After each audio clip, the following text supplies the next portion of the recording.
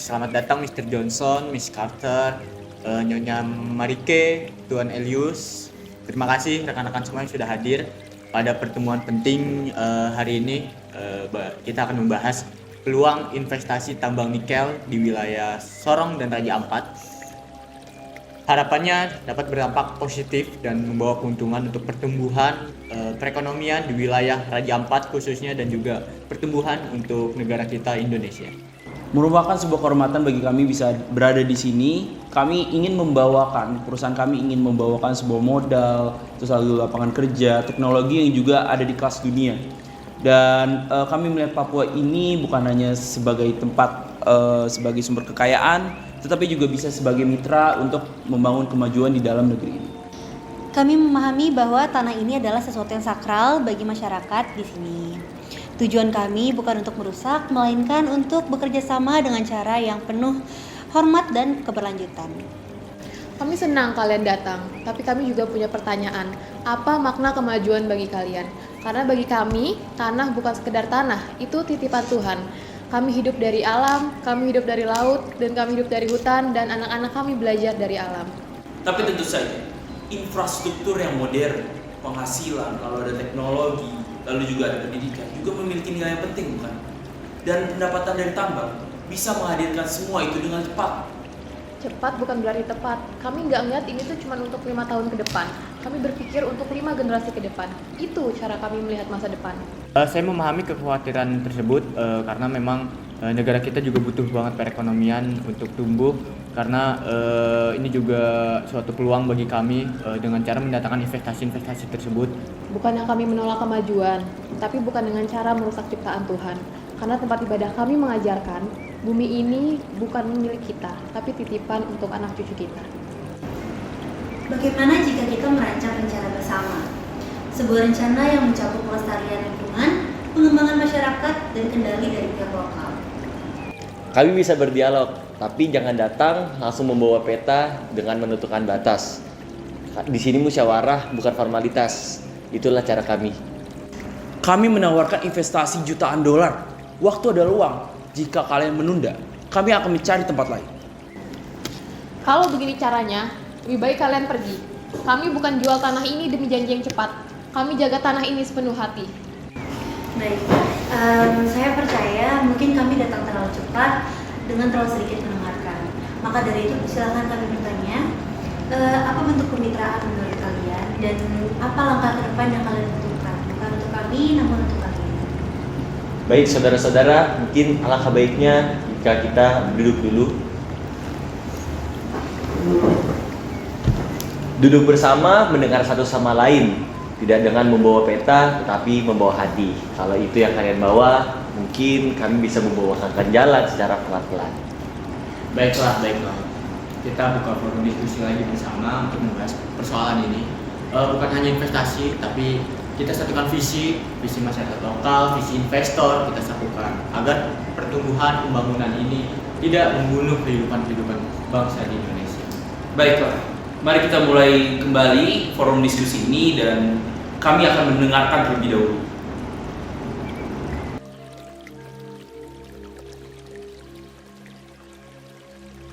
Pertemuan rapat dengan tema Tanah Kami Tambangmu menggambarkan pertemuan negosiasi antara perusahaan tambang nikel asing, pemerintah pusat, dan masyarakat adat di Raja Ampat.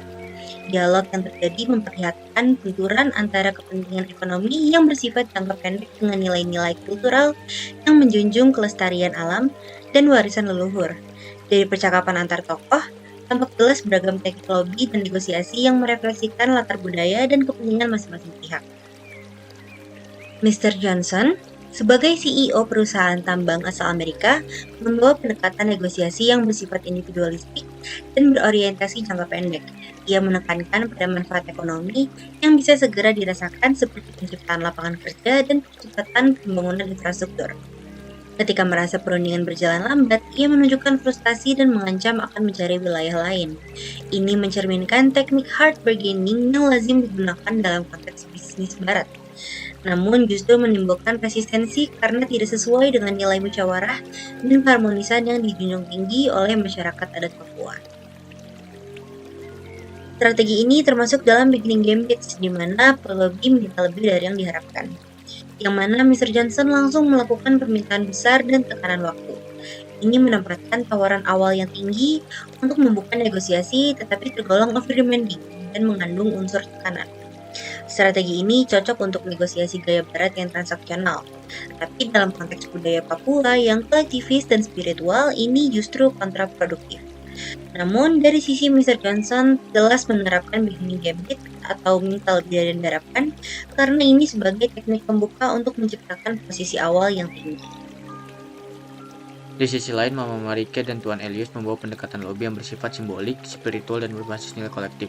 Mereka tidak menolak kemajuan, tetapi menolak definisi kemajuan yang mengabaikan keberlanjutan dan makna tanah sebagai titipan Tuhan. Argumentasi mereka menggunakan bahasa yang syarat makna religius dan ekologis, seperti ungkapan bahwa tanah bukan sekedar sumber daya, melainkan bagian dari identitas dan kehidupan generasi mendatang. Pendekatan ini merupakan bentuk lobby berbasis nilai value-based lobby, yang sangat kuat dalam masyarakat dengan orientasi jangka panjang dan religius.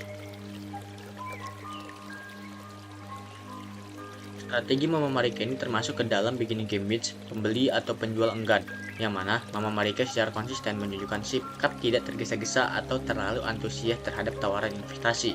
Ini contoh konkret dari strategi enggan menjual atau menyetujui. Dengan begitu, Mama Marike tetap menjaga posisi tawar tinggi karena menunjukkan bahwa komunitas adat tidak membutuhkan investor. Justru investorlah yang membutuhkan persetujuan mereka. Strategi ini membuat lawan merasa harus bekerja lebih keras untuk mencapai persetujuannya. Hal ini sangat cocok diterapkan dalam konteks budaya kolektif dan berorientasi jangka panjang seperti masyarakat adat ini.